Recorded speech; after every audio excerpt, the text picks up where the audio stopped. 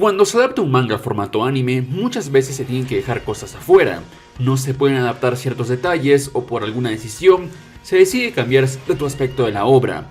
Todo esto a veces causa que el manga resulte en una mejor versión de la historia, siendo la visión original del autor y por lo tanto la que menos imperfectos tendrá. Y es que los imperfectos a veces pueden ser molestos, imperfectos molestos como la mayoría de navegadores web hoy en día, que encima son bastante aburridos. ¿Que cuál es la solución? Simple, Opera GX. Pues no es un navegador ordinario, puede hacer mucho más que, bueno, solo navegar en internet. Uno de sus principales atractivos es la increíble y vasta personalización con la que cuenta. Y con esto no solo me refiero a que puedas ponerle uno que otro fondo, no, literalmente puedes personalizarlo con wallpapers, música de fondo, efectos de sonido, iconos y muchas más cosas con la temática de tus series, películas o animes favoritos. Y por supuesto, hay mods de JoJo en Opera GX. Además, Opera GX permite personalizar tu navegador a tu gusto y puedes combinar distintos mods. Por ejemplo, yo tengo el wallpaper y tema de Morio, y los sonidos del mod Stable Ram. Pero también tengo cosas como los iconos de este mod llamado Drive By, una pantalla de bienvenida a los Cyberpunk y los sonidos del teclado del mod de anime. Puedes hacer las combinaciones que quieras. Opera GX también ofrece shaders, donde podemos ajustar cómo queremos que se vea la pantalla. Y si estamos de ánimo, podemos agregar shaders divertidos como este GTA San Andreas que hace llover dinero, o este de Cyberpunk que le da un toque retrofuturista a nuestra navegación. Pero esto no es todo, pues si estás viendo tu serie favorita y quieres avanzar tus tareas o ver Twitter al mismo tiempo, lo único que tienes que hacer es hacer clic a este botón que te saldrá en la reproducción y el vídeo del episodio se achicará y podrás ajustarlo a tu gusto para hacer otras cosas al mismo tiempo. Genial, ¿no lo creen? Puede que digan que no quieren hacerlo porque tienen sus datos en otro navegador, pero no tan rápido, pues Opera GX también te permite importar dichos datos y hacer como si nada hubiera pasado al cambiarte. Simplemente tienes que ir a configuración, buscar marcadores y hacer clic en importar marcadores y configuración, donde podrás escoger el navegador del que quieras exportar datos y listo. Opera GX está esperando a que la descargues y uses. El link de descarga estará en la descripción.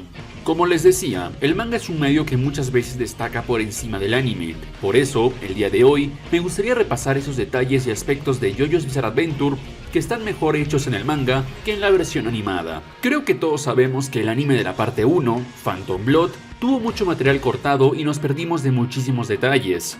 Y eso es un gran problema. La historia de por sí ya es corta, así que si le quitamos detalles interesantes que le dan una mejor caracterización a los personajes y aportan al lore de la historia, pues creo que tenemos una versión bastante inferior de la historia. ¿No lo creen? Una de las cosas que más me gustaron del manga es la forma en cómo contaba y mostraba el misticismo en la máscara de piedra y el Hamon. El mayor ejemplo de esto es precisamente la icónica escena de la tribu azteca realizando un ritual de sacrificio para activar el poder de la máscara, la cual por cierto es la primerísima escena de todo el manga, y creo que esto es así por una razón, y es establecer el tono oscuro, místico y sangriento que tendrá la historia, causando un gran impacto y dejando claro que la máscara es una maldición antigua, que ahora va a hacer que los caminos de dos jóvenes se crucen. A ver, no es como si esta escena fuera 100% imprescindible, pero creo que quitarla hace que se pierda gran parte del encanto tétrico que Araki quería presentar al iniciar la historia. Como que tiene menos impacto al no saber que la máscara está efectivamente maldita desde el inicio. Vamos, en cierto modo de ahí viene el nombre Phantom Blood, la sangre fantasma, la sangre del pasado que sigue acechando después de tanto tiempo, como una referencia a la propia máscara de piedra. Además de esto, creo que el manga también caracteriza mejor a Jonathan y Dio. Por ejemplo, en el anime no sale aquella escena donde Danny salva a Jonathan de ahogarse, explicando así por qué están tan unidos. También es digno de mencionar aquella escena donde Jonathan mira la foto de su madre cuando estaba llorando, como una muestra de que esa ausencia sí que le duele. En cuanto a Dio, está que mostraba interés en la máscara desde pequeño, antes de pelear con Jonathan y descubrir su verdadero funcionamiento, o aquel flashback donde muestran que Dio mató a su padre como un acto de venganza por despreciar a su madre, más que por otra cosa. Todos estos puntos pueden ser interpretados como pequeños detalles, pero pasa que si tenemos tantos pequeños detalles acumulados, pues al final sí que va a hacer falta bastante contenido. Creo que todos podemos comprender que, al ser la primera parte, Davey Production no podía arriesgarse tanto y por eso hizo las cosas así. Pero hey, una cosa no quita la otra, por lo que podemos decir que lo que hace al manga de Phantom Blood mejor que su versión animada es contar una historia más completa y tener muchos más detalles interesantes. siendo completamente recomendable leerla incluso si ya viste el anime. A pesar de estar en la misma temporada y por lo tanto producirse junto a Phantom Blood, la parte 2, Battle Tendency, es una mucho mejor adaptación que su predecesora, y en una opinión personal, es la versión superior de la historia. Así que deben estarse preguntando, ¿por qué estamos hablando de la parte 2 entonces? Bueno, considero que hay algunos detallitos que el manga hace mejor que el anime. Esto puede resumirse en simplemente no tener censura, ya sea por temas de derechos o temas sensibles. Déjenme darles unos ejemplos. Cuando Joseph llega a México después de derrotar a Straight en el manga, este es asaltado por un grupo de locales con un aspecto bastante peculiar. Y querían robarle y lo llamaron gringo apestoso básicamente. Sí, supongo que no era una escena muy correcta y podía decirse que la quitaron porque reforzaba estereotipos. Pero era divertida, ¿no lo creen? Y bueno, está Joseph leyendo Superman, que fue reemplazado por Joseph leyendo Bao, una obra anterior de Araki. Sí, está cool que referencien al trabajo antiguo de Araki, pero tenía su gracia que Joseph leyera Superman. Le daba una mejor ambientación al ser un cómic que verdaderamente existía en esos años y que Joseph leería al ser un cómic muy popular. Esto es algo menor, pero en el anime censuraron bastante a los nazis, incluso reemplazaron la palabra por ejército alemán. Y también quitaron al señor del bigote, pues literalmente salía en el manga. Es una cosa pequeña y entendible, pero al mismo tiempo se siente extraño que no quieran decirlo, pues estando en 1939, todos sabemos a qué partido e ideología pertenecían esos alemanes. Además que llamarlos por su verdadero nombre daba un mejor contexto histórico, creo yo. Pero bueno, estas sí que son cositas pequeñas y comprensibles dentro de todo. No está para nada al nivel de la parte 1, pero creo que valía la pena mencionarlo. Creo que la gran mayoría ya debe de saber de lo que vamos a hablar ahora que le toca el turno a Stardust Crusaders, ¿verdad? Pues sí, adivinaron. La personalidad de Yotaro está bastante mejor representada en el manga que en el anime. Como sabrán, en el manga Yotaro suele sonreír mucho más y no tiene cara de culo todo el rato. Sí, es serio, pero sus expresiones faciales son mucho más variadas. Muchos podrían decir que esto no es para tanto y que una que otra sonrisa no significa mucho. Pero hay un pequeño detalle exclusivo del manga que nos explica por qué estas expresiones son tan importantes. Y es que en la tarjeta de personaje de Yotaro se nos dice que Yotaro decide ser de pocas palabras porque cree que cualquiera podría entenderlo con tan solo verlo. Es este pequeño detalle lo que explica bastante bien a Yotaro. Nos dice que debemos prestarle atención a sus expresiones y que serán clave para entender al personaje, por lo que no es un pequeño detalle, sino uno de los pilares del mismo. Por lo que sí, es una decisión bastante rara quitarle dichas expresiones. Pero la cosa no termina aquí, no son solo sonrisas y una que otra expresión lo que quitaron, pues también le cortaron un diálogo donde se había preocupado y asustado por Kakyoin en el arco de Endul. Es decir, el anime quiso hacer que Yotaro sea más duro e inexpresivo, lo que causa que el personaje pierda gran parte de su chispa, pues en el manga, Yotaro era un chico malo que en el fondo era de buen corazón y un gran compañero, mientras que en el anime es más bien badass y épico y ya está, o al menos eso puede hacer parecer la falta de expresividad que le dieron. Pero bueno, ¿qué opinan ustedes de este caso? También me gustaría mencionar algo que no es necesariamente culpa de David Production, sino es uno de esos casos donde algo que queda súper bien en el manga no puede quedar igual de bien en el anime, y estamos hablando de la batalla de Yotaro contra Dio. Debido a que el anime tiene que adaptar todos los paneles y hacer que los actores de voz lean cada diálogo, muchas escenas que deberían sentirse más cortas terminan siendo muchísimo más largas. Esto causa que, por ejemplo, Yotaro y Dio estén más tiempo en el aire y parezca que vuelen, cuando en realidad solo se impulsan de forma súper dramática y exagerada. O que bueno, el time stop parezca mucho más largo al tener que encajar los diálogos en este. Mientras que en el manga esto puede ser un poquito más natural, ya que no hay nadie grabando un diálogo y solo estás tú leyéndolo, por lo que se siente más verosímil que sean 5 segundos aquí. Pero como digo, este es un pequeño detalle más que un problema real, ya que genuinamente no se podía evitar. A decir verdad, creo que las partes 4 y 5 son las mejores adaptadas hasta el día de hoy. Aquí sí que David Production metió muchísimo cariño y pasión por la obra de Hirohiko Araki. Cosas como la radio de Morio o la ambientación de Golden Wind son la mayor prueba de ello. Pero aún así creo que podemos mencionar algunas cositas que están mejor en el manga, tratándose de detalles. los cuales o bien son muy icónicos o bastante agradables de ver. Por ejemplo, en la parte 4 tenemos una escena donde Joseph habla con Rohan sobre su manga, preguntándole si tiene un lanzamiento en inglés, a lo que Rohan le responde que no y le lanza tremenda puteada a los gringos, diciendo que no tienen buen gusto.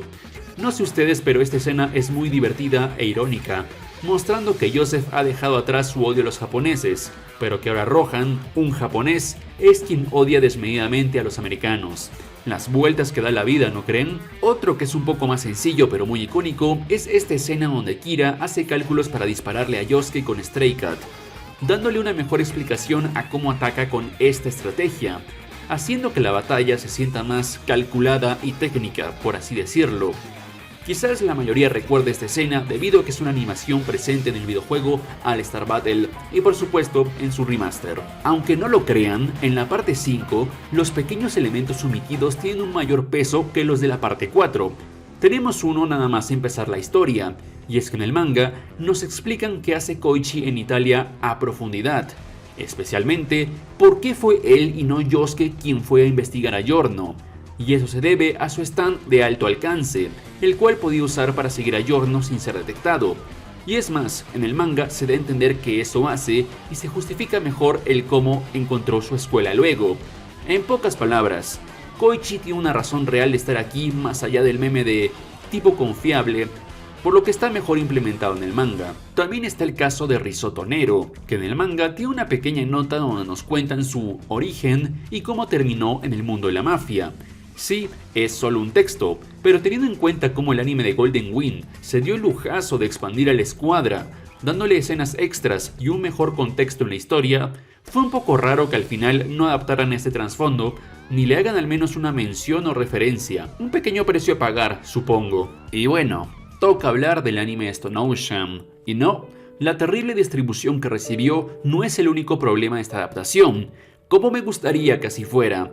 Pero bueno, ¿cuál es exactamente el problema de Stone Ocean? A decir verdad, muchos arcos se sienten algo apresurados y el impacto de muchas escenas importantes se pierde, sin mencionar que el soundtrack y mezcla de sonido son muy extraños en algunos momentos. Pero bueno, creo que esto ya es otro tema. Así que mencionemos algo que sí pueda generar una comparación entre manga y anime, donde salga ganando el manga.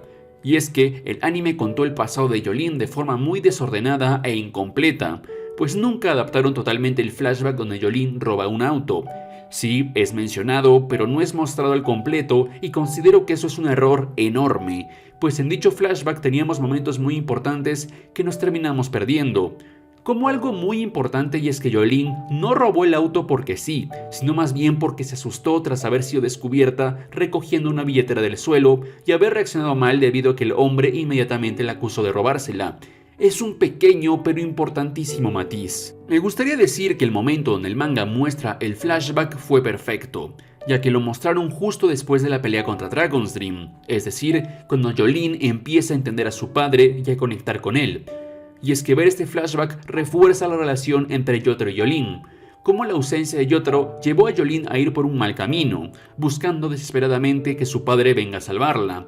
Pero sí, pueden estar pensando que el anime nos da a entender esto, pero es que aquí en el manga hay un diálogo que no se muestra nunca en el anime, y es esta reflexión que hace un psicólogo del caso de las chicas con padres ausentes, llegando a la conclusión de que el padre debe enseñarle y ella debe estar dispuesta a aprender.